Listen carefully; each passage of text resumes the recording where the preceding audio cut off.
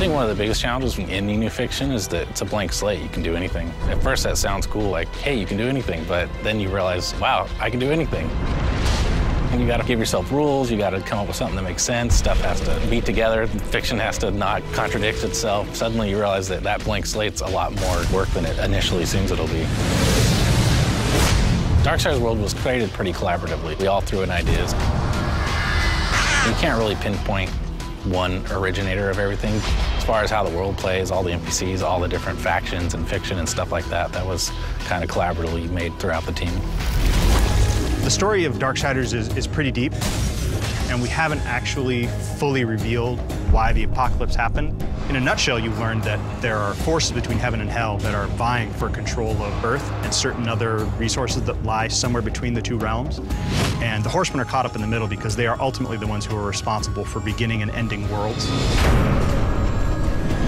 In the first Darksiders, one of the Horsemen, War, gets framed for destroying Earth. There's a conspiracy between heaven and hell. He sort of takes the blame, mankind's wiped out, and then he is stripped of his powers and imprisoned for 100 years. Then he's given a chance to come back and prove his innocence, and he's got to pretty much kill everyone involved.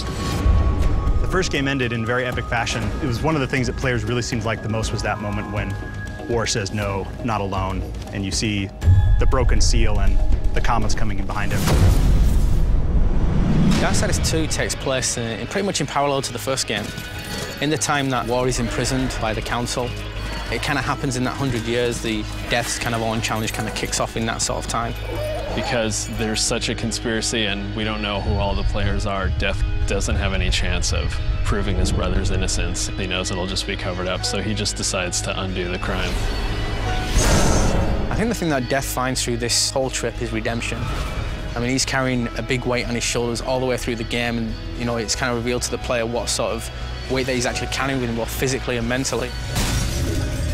The hardest part was getting it to the point where we knew we were making something special, but once we got there, we were off to the races. We knew it was going to be good.